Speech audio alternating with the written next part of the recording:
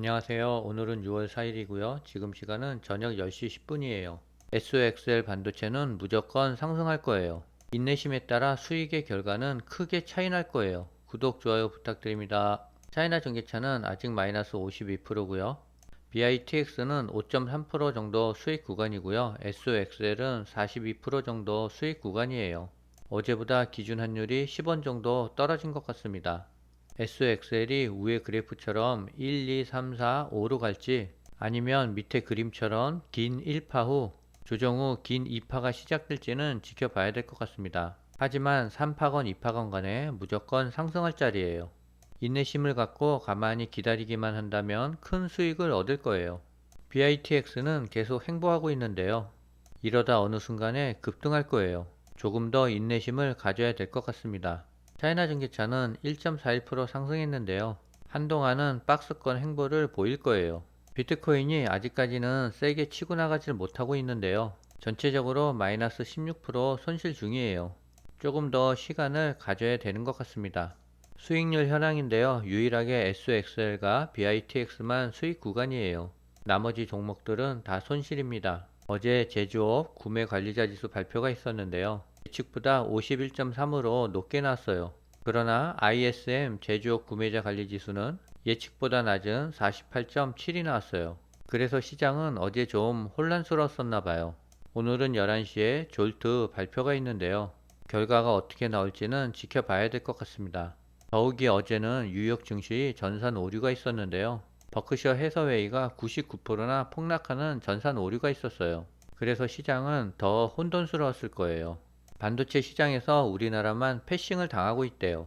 세계 1위 CPU 기업인 인텔을 이끄는 팻 게싱어 CEO의 이번 주 행선지는 아시아의 반도체 중심이었대요. 4일 대만 타이베이에서 개막하는 컴푸텍스 2024에서 기조연설을 한 뒤 5일 서울에서 열리는 인텔 인공지능 서밋에 참석하는 일정이었었는데요. 하지만 그는 5일 방한 일정을 취소했대요.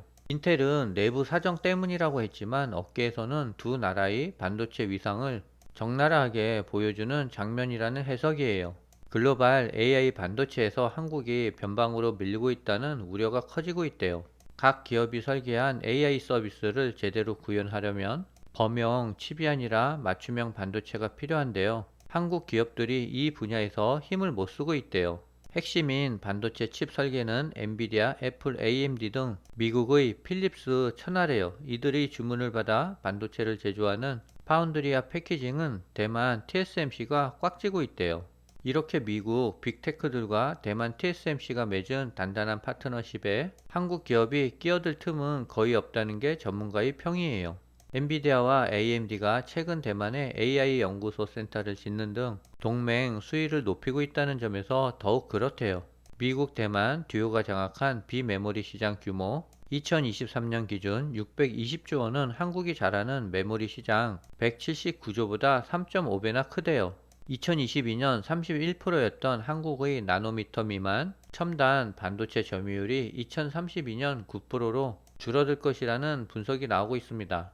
한국 반도체 전문 대학 교수는 미국과 대만이 그들만의 리그를 구축하면서 한국은 AI 반도체 대전에서 외딴섬이 되고 있다라고 말했어요. 우리나라를 주도적으로 먹여 살리는 게 반도체와 자동차인데요. 반도체가 어려워지면 우리나라 국민 생활에도 타격을 받을 것 같습니다. 범국가적인 영업이 필요할 때예요. 반도체는 계속 발전하고 있는 소식이 들리고 있어요. 그래서 SOXL은 가만히 가지고만 있으면 우리에게 큰 수익을 안겨다 줄 거예요.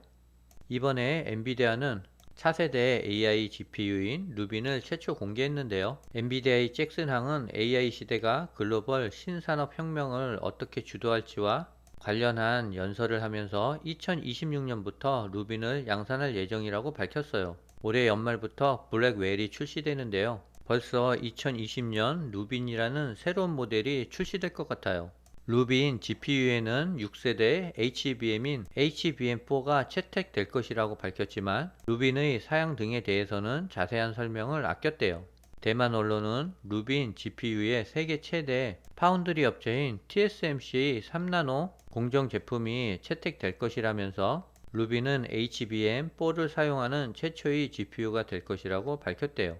잭슨 황은 최근 실적 설명회에서 밝힌 매년 신제품 출시 계획과 관련해 2년 전 발표된 자사의 호퍼 아카텍처의 후속 기술인 블랙웰 GPU를 정식 운영하기 시작할 예정이라고 언급했었어요. 이어 2025년부터 출시 예정인 블랙웰 울트라 GPU에는 HBM 5세대인 HBM3 제품이 탑재될 예정이라고 전했습니다. 올해 말 블랙웰이 양산하기도 전에 벌써 2026년 신제품인 루빈을 발표했어요. 그리고 거의 매년 신제품을 발표할 계획이라고 합니다. 이번에는 AMD에서 새로운 칩을 또 발표했어요. 엔비디아의 잭슨 황은 대만에서 태어나 8살에 미국으로 이민 왔대요. 그리고 AMD CEO 리사 수는 잭슨 황의 사촌 누나래요. 반도체는 대만이 싹쓸이하고 있는 것 같습니다. AMD가 3일 대만에서 새로운 인공지능 칩을 발표했는데요. AMD CEO 리사 수는 컴퓨텍스 2024 기조연설에서 자사가 첨단 가속기 연간 업데이트 주기를 따를 것이라며 최신 첨단 가속기인 인스팅트 MI325X를 연내 출시할 계획이라고 밝혔어요. 해당 칩은 첨단 데이터 센터부터 첨단 노트북까지 모든 것을 위한 용도라고 AFP는 전했대요. AMD 리사수 CEO는 AI는 우리 제1 우선순위라며 AI가 사실상 모든 사업을 변화시키고 모든 삶의 질을 향상시키며 컴퓨팅 시장의 모든 부분을 개조하고 있어 우리는 산업에 있어 놀라울 정도로 흥미로운 시간의 초입에 있다라고 말했어요. 리사수 CEO는 이어 마이크로소프트, HP, 레보노, 에이수스 등 AMD의 주요 파트너사 대표들을 무대 위로 호명했대요. 모두 AMD가 개발한 AI 기능 노트북용 프로세서 라이젠을 자사 제품에 탑재한 회사들이래요. AMD 이날 발표는 전날 엔비디아가 매년 신제품 출시 계획과 함께 차세대 AI GPU인 루빈을 최초 공개한 데 이은 것이래요. 엔비디아, AMD, TSMC 등 반도체는 대만으로 점점 기울고 있습니다.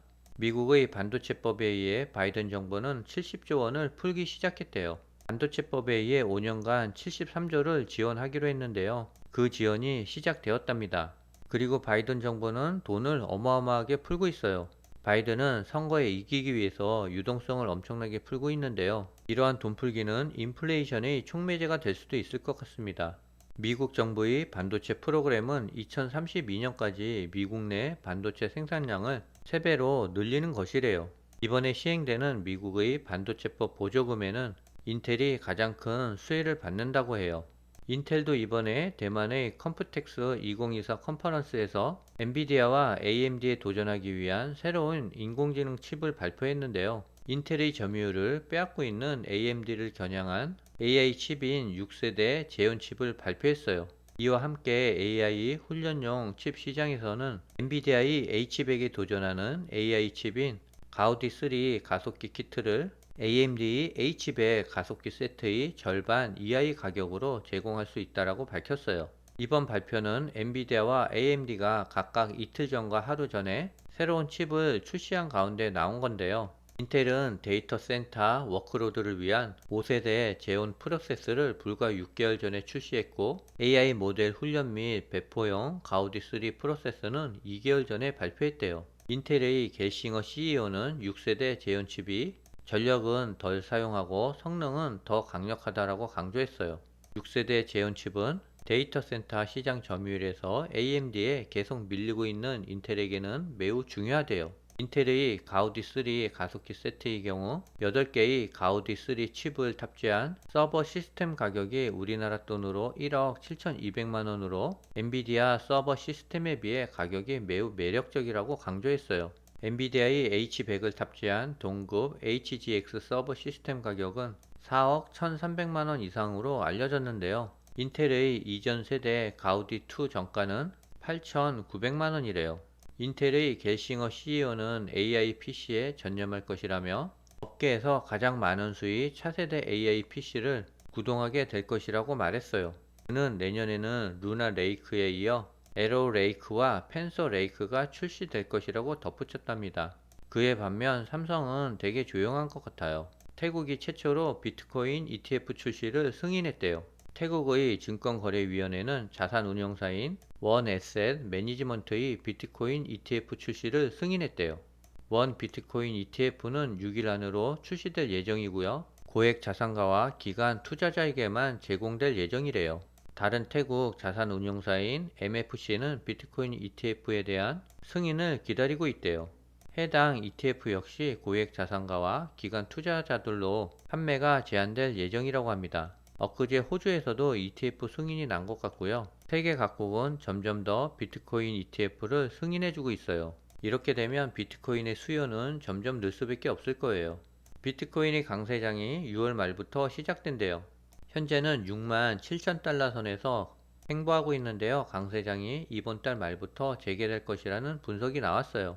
암호화폐 거래소 넥소는 이더리움 현물 ETF가 이번 달 말에 최종 승인됨에 따라 비트코인과 이더리움을 비롯한 주요 알트코인들이 상승 랠리가 다시 시작될 것이라고 밝혔답니다. 현재 시간 저녁 11시인데요. SOXL은 2% 하락 중이고요. BITX는 2% 상승 중이에요. SOXL은 오늘도 밑꼬리를 달고 위로 올릴 것 같아요. 오늘은 여기까지입니다.